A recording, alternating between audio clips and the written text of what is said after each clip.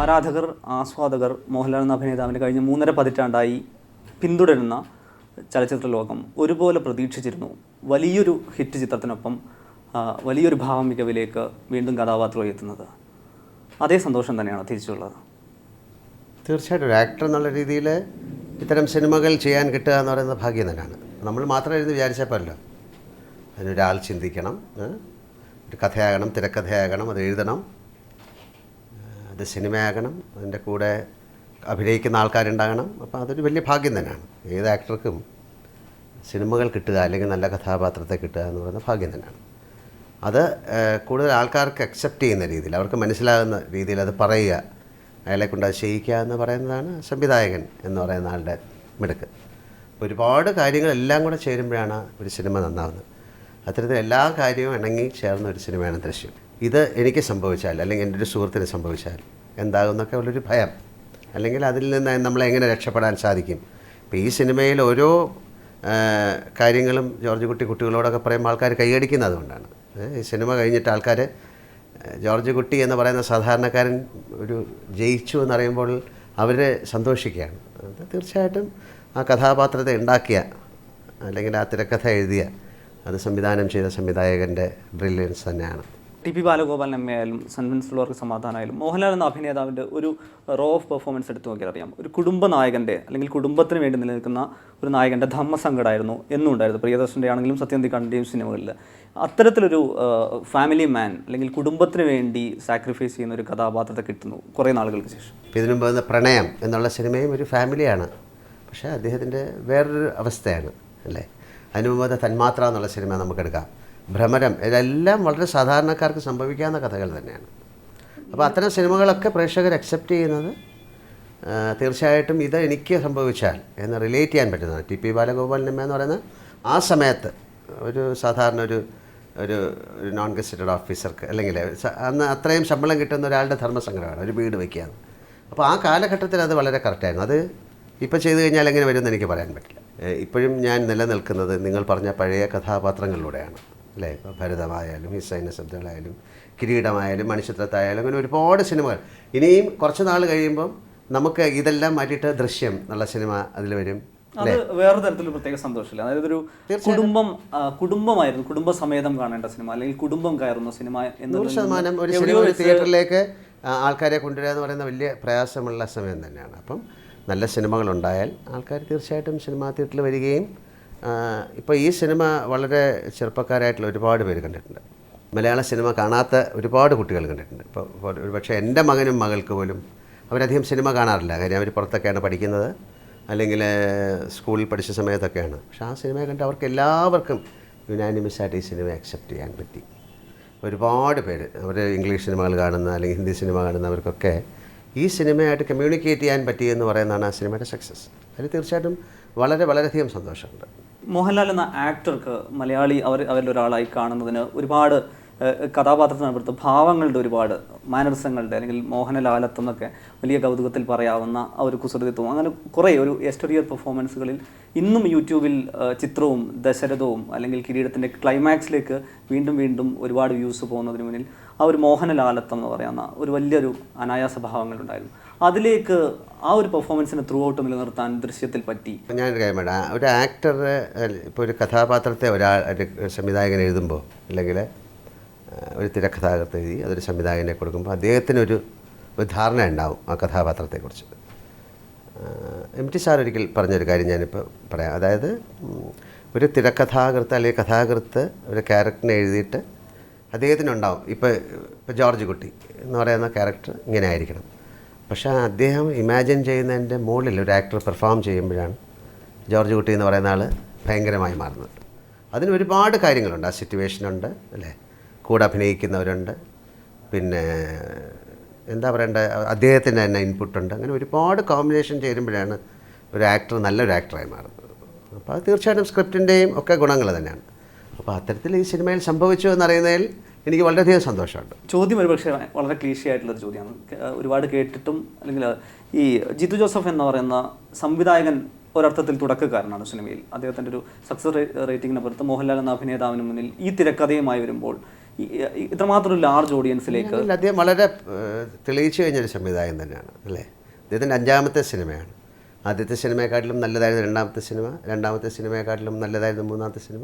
അങ്ങനെ ഒരു അദ്ദേഹത്തിൻ്റെ ഗ്രാഫ് മറ്റു സിനിമകൾ മോശം നല്ലതെന്നല്ല, അദ്ദേഹത്തിൻ്റെ ഗ്രാഫ് മുകളിലോട്ട് തന്നെ കുതിച്ചുകൊണ്ടിരിക്കുന്ന സമയമാണ്. അദ്ദേഹത്തിന് എനിക്ക് നേരത്തെ അറിയാം, ഈ കഥ ഞാൻ നേരത്തെ കേട്ടിട്ടുണ്ട്. പക്ഷേ ഈ ഒരു സിനിമ സംഭവിക്കുകയാണ്. ഈ സിനിമയ്ക്ക് ഇപ്പോൾ സംഭവിക്കാനാണ് ദൈവം ഒരു അവസരം കൊടുത്തത്.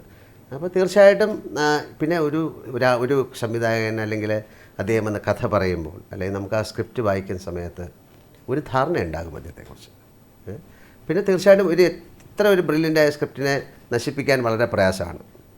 അത് ഏറ്റവും മോശമായ ഒരു സ്ക്രിപ്റ്റിനെ ഏറ്റവും മനോഹരമായിട്ട് എടുക്കാനും പ്രയാസമാണ്. അപ്പോൾ ഇതിൽ നിന്ന് നമുക്ക് മനസ്സിലാക്കേണ്ട ഒന്നാമത് ഒരു റൈറ്റർ ഡയറക്ടറാണ് അദ്ദേഹം. അപ്പോൾ തീർച്ചയായിട്ടും ഇതിനെക്കുറിച്ച് വളരെയധികം ഷുവറായിട്ടുള്ള ഒരുപാട് കാര്യങ്ങൾ അദ്ദേഹത്തിനുണ്ട്. അദ്ദേഹത്തിന് ഈ സിനിമ എങ്ങനെ ഷൂട്ട് ചെയ്യണമെന്നൊരു ധാരണയുണ്ട്. ഒരുപാട് പുള്ളി ഹോംവർക്ക് ചെയ്തിട്ടാണ് ഈ സിനിമ ചെയ്തിരിക്കുന്നത്. അപ്പോൾ തീർച്ചയായിട്ടും ഞാൻ എപ്പോഴും ഒരു ഡയറക്ടറെ വിശ്വസിക്കുന്ന ആൾ തന്നെയാണ്. അതൊരു പക്ഷേ തെറ്റാം അല്ലെങ്കിൽ ശരിയാകാം. പക്ഷേ ഈ കാര്യത്തിൽ 100% എനിക്ക് ശരിയായി എന്നുള്ളത് തന്നെയാണ്.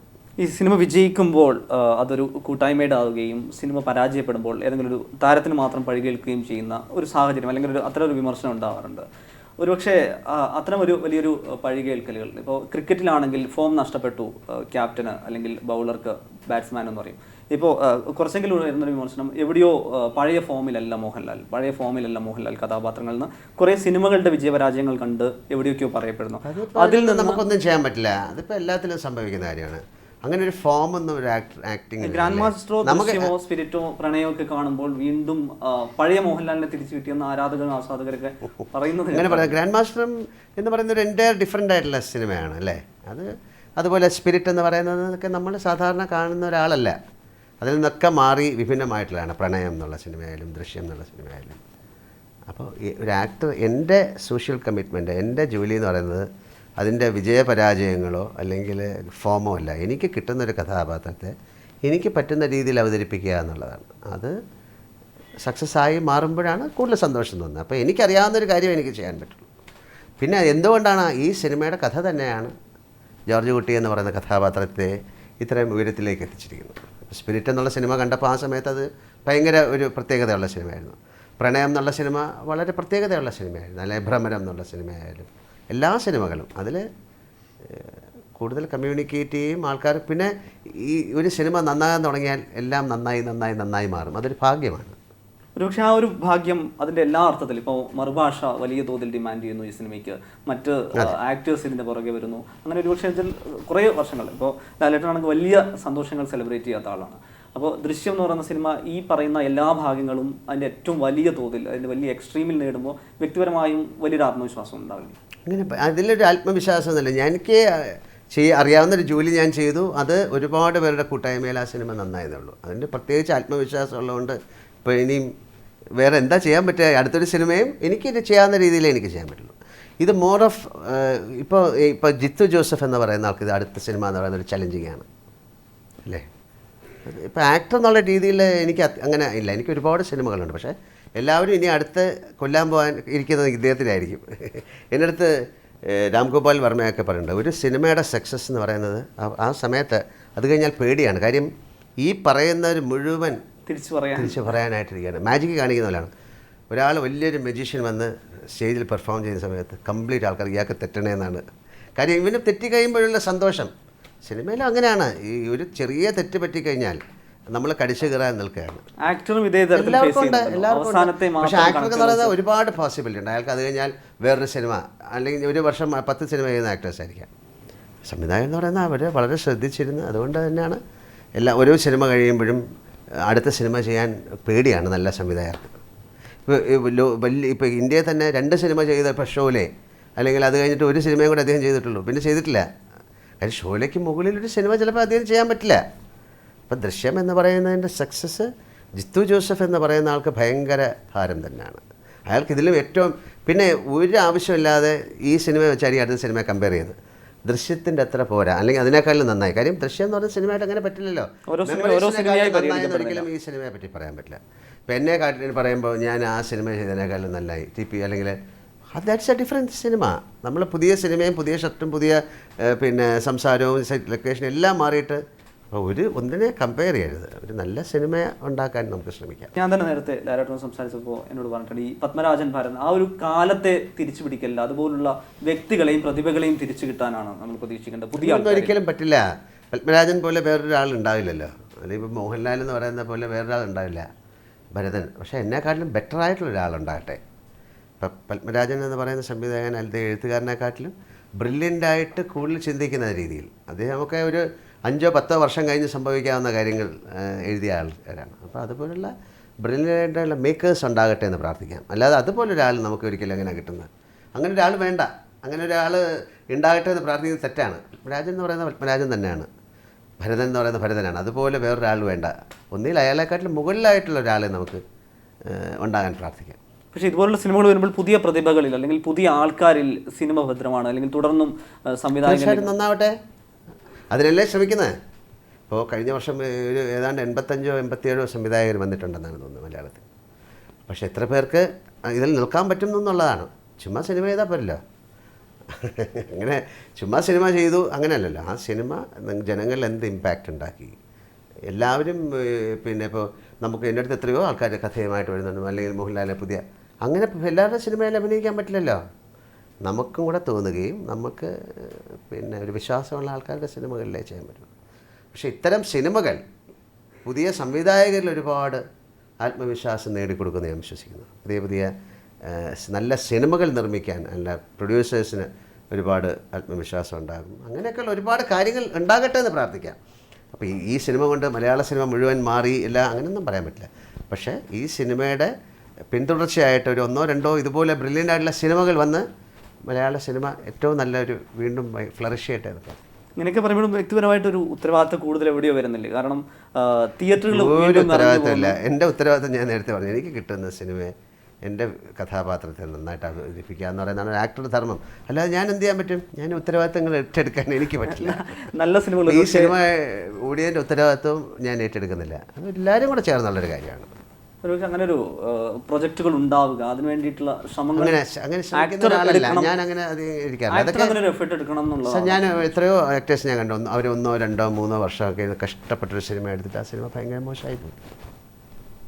അങ്ങനെ സിനിമ സംഭവിക്കുന്നതാണ്. അപ്പോൾ അത്തരം കാര്യങ്ങളിലൊന്നും ഒരിക്കലും എനിക്ക് ആക്ടറായിട്ട് അയാൾ ഇരുന്ന് ഒരു സിനിമ ഉണ്ടാക്കിയെടുത്ത്, അല്ലെങ്കിൽ അത് വലിയൊരു ടാസ്ക്കാണ്. അത് നമ്മുടെ ഒരു എന്താ പറയുന്ന ഒരു മലയാള സിനിമയിൽ അല്ലെങ്കിൽ ഇന്ത്യൻ സിനിമയിൽ അത്തരം ഇന്ത്യൻ സിനിമയെക്കുറിച്ച് ഞാൻ പറഞ്ഞു. പക്ഷേ ഹിന്ദിയിലൊക്കെ ഉണ്ടാകാം ഒരുപാട് ആക്ടേഴ്സ് ഉണ്ട്. അവർ 3 വർഷം കൂടുമ്പോഴായിരിക്കും സിനിമ ചെയ്യുന്ന, 1 വർഷം, അതൊക്കെ ഭയങ്കര സക്സസ് ആണ്. കാര്യം അവരുടെ പോസിബിലിറ്റി ഓഫ് എല്ലാ കാര്യങ്ങളും, അതിൻ്റെ ഇൻ്റർനാഷണൽ മാർക്കറ്റ് അങ്ങനെയുള്ള ഒരുപാട് കാര്യങ്ങളുണ്ട്.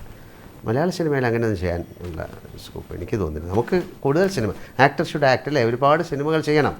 ഇതിപ്പോൾ ജില്ല വരാൻ പോകുന്നു. ഒരുപക്ഷെ കേരളത്തിൽ അന്യഭാഷാ താരങ്ങളിൽ ഏറ്റവും കൂടുതൽ ആരാധകരും അല്ലെങ്കിൽ ഒരു ക്രൗഡ് പുള്ളറായിട്ടുള്ള വിജയ്, ഇപ്പോൾ മലയാളത്തിലാണെങ്കിൽ അതേ ഒരു ക്രൗഡ് പുള്ളിങ്ങിലുള്ള ആക്ടർ സ്റ്റാർ ഇതിലുള്ള മോഹൻലാൽ എന്ന് പറയുന്ന ഈ 2 താരങ്ങൾ ഒന്നിച്ചെത്തുകയാണ്. മലയാളത്തിനും അത്തരത്തിലൊരു പ്രതീക്ഷയാണ്. ജില്ലയെക്കുറിച്ച് എന്ത് പറയാൻ പറ്റും?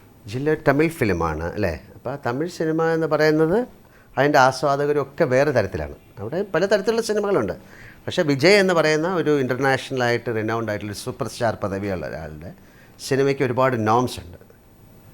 ആ നോംസ് എല്ലാം കൂടെ ചേർത്ത് ഒരു ബൊക്കെ പോലെ പ്രേക്ഷകർക്ക് കൊടുക്കുന്ന ഒരു സിനിമയായിരിക്കും. ഞാൻ ആ സിനിമ കണ്ടതാണ്. വളരെ ഇൻട്രസ്റ്റിംഗ് ആണ് ആ സിനിമ.